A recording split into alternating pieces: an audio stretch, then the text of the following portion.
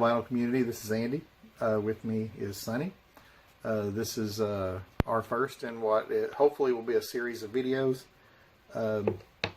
Every couple of weeks we're going to exchange music where I will listen to something that may or may not be out of my comfort zone, and she'll do the same, and we'll give a review about it. So this week she has chosen for me You and Me, which is the name of the artists, and the album is called Rose Avenue. And I have Pacific Ocean Blue from Dennis Wilson.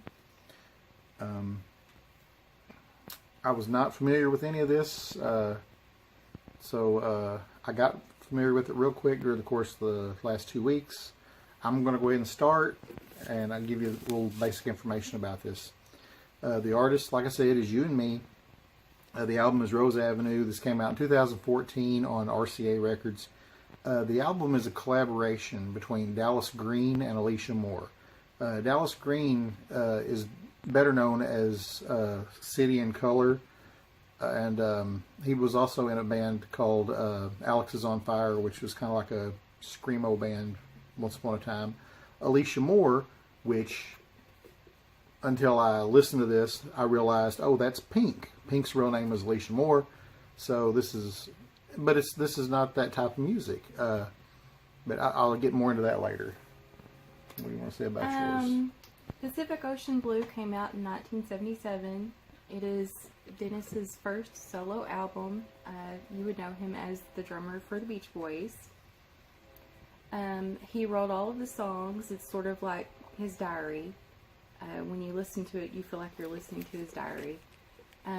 He plays a lot of instruments. He had a lot of friends collaborate with him on this album. Cool. All of the songs on this were written by Alicia Moore and Dallas Green, with the exception of the final track, which is a cover of the Sade song No Ordinary Love, which originally came out in 1992. 8 of the 10 songs on this album took less than a week to write and record, and it debuted at number 1 on the Canadian album charts and at number 4 on the Billboard Top 100, Top 200. I don't have all that information. Okay. How about initial reaction? You got that one ready? My initial reaction was positive. To this? To Dennis Wilson's okay. album. That's the kind of music that I grew up listening to. I listened to a lot of that kind of music frequently. Most of the songs I really enjoyed. There were a few that I thought were kind of mediocre.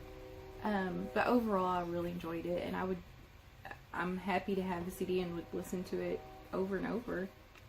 Cool. My initial reaction to this, it's an easy listen. It was surprisingly enjoyable.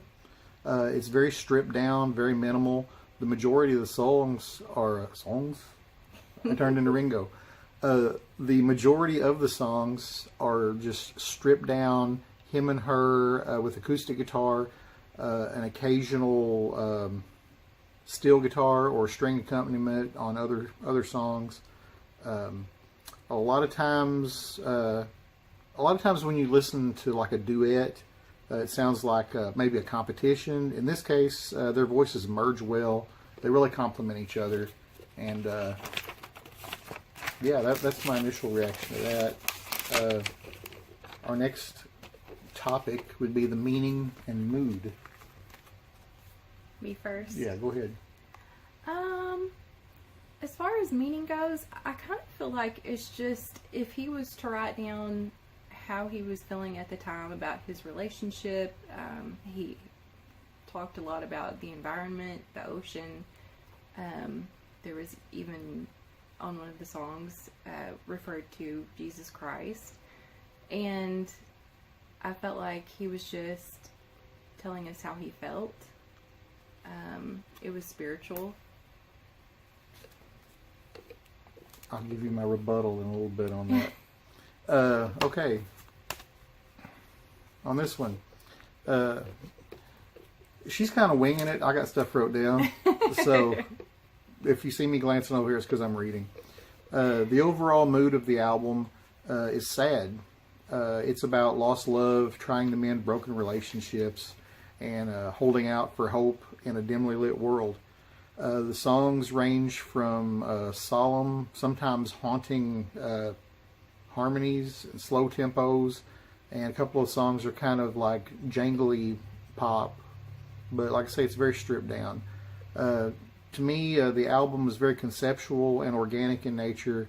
Whether this is intentional or by accident, it makes for a very beautiful sounding album. Moore and Green's chemistry makes they sound like they've been singing together for several years, rather than this just being the first time they've ever got together and did something together. So that's what I can say about that. On this one, standout tracks. Is there any particular songs that you dug? My absolute favorite was Dreamer. Dreamer? It was funky. I really liked the bass harmonica. I wasn't sure what was going on there. Harmonica? Yeah, I think it's called the bass harmonica. I don't know. I had to Google it because I wasn't sure what that instrument was. He plays a lot of the instruments. I liked Moonshine, Friday Night, and River Song. Those were my favorites. What'd you say your favorite was? Top is Dreamer. Dreamer. Dreamer is probably my favorite song on that album as well. I like River Song. The thing that gets me about this album, I'm gonna throw my 2 cents on here. A lot of the songs start off one way and end another. That was intentional. Is it? He meant for it to be that way, but I didn't like it.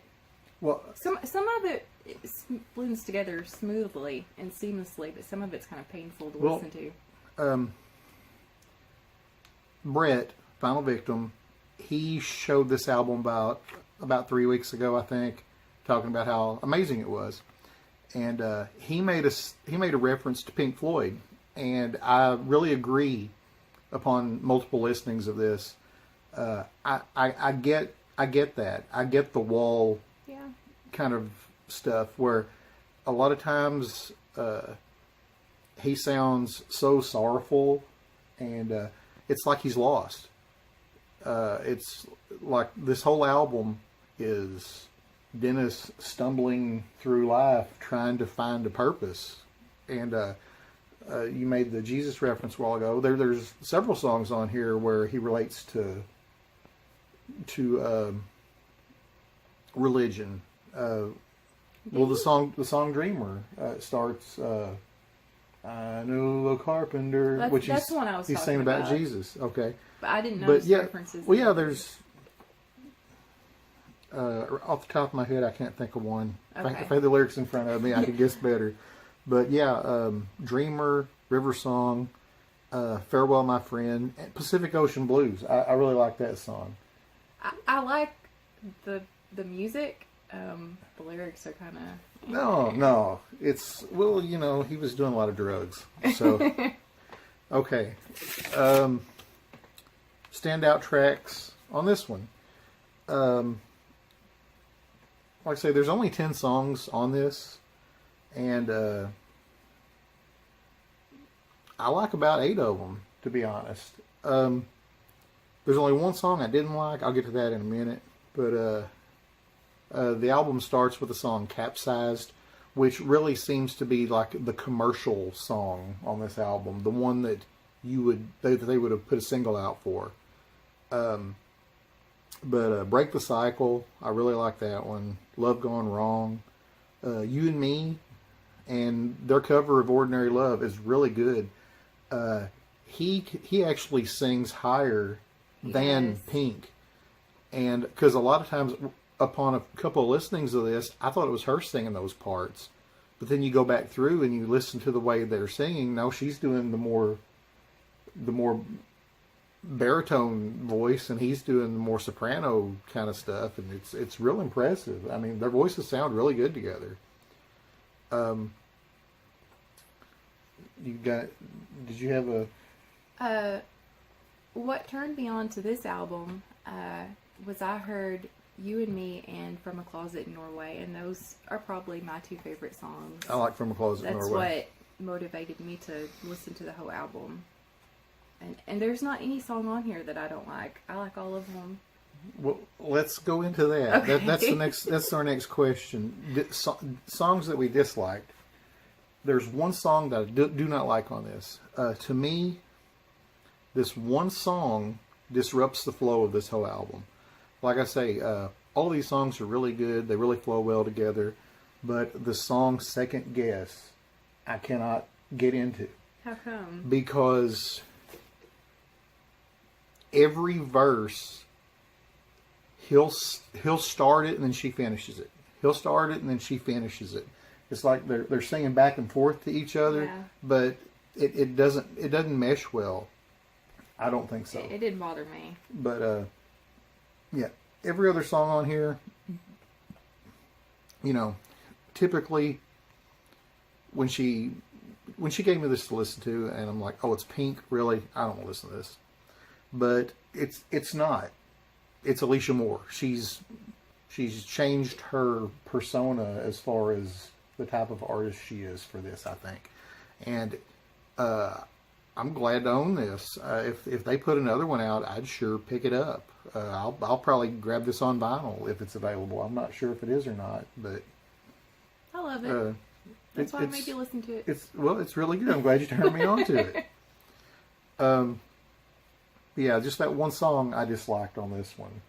And okay, on this album. now, I'm going to interrupt for a minute. This is the deluxe version that has Pacific Ocean Blue and Bamboo, the Caribou Sessions on it.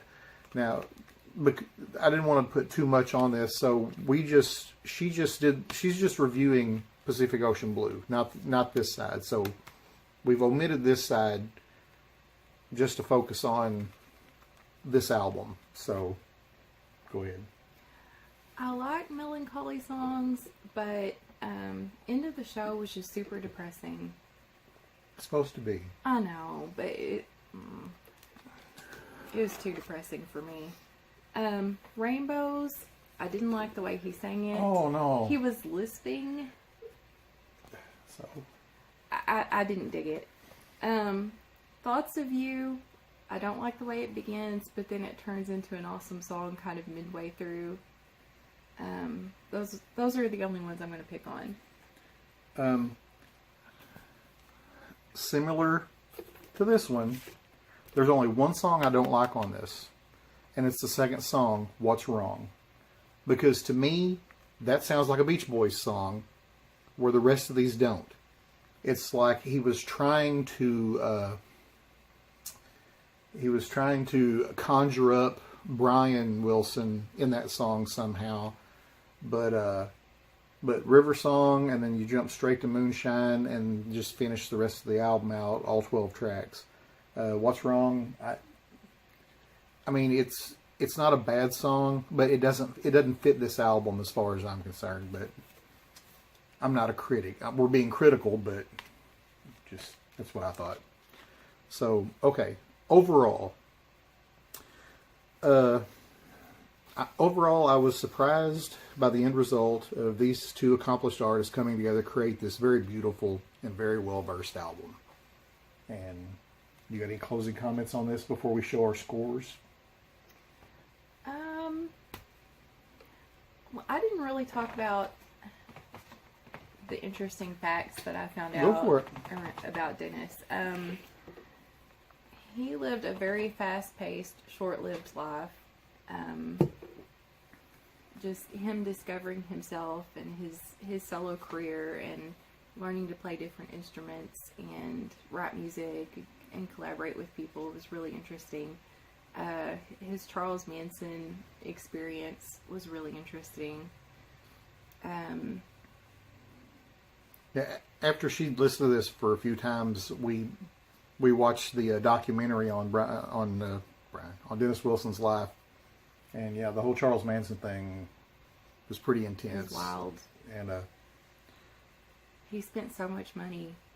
Like, just, they took over his house and, like, just cars and medicine and clothing, and he paid for all of it, and he ended up having to leave his own house. Farewell, My Friend was played at his funeral. I didn't know that. He died at the age of 39. He had been drinking all day, and he died in a diving accident at Marina Del Rey, which is sad. My overall opinion of the album, I would recommend it, and I would definitely listen to it again. I think my dad would really like it. He's into this kind of music. I love that album. I love that album.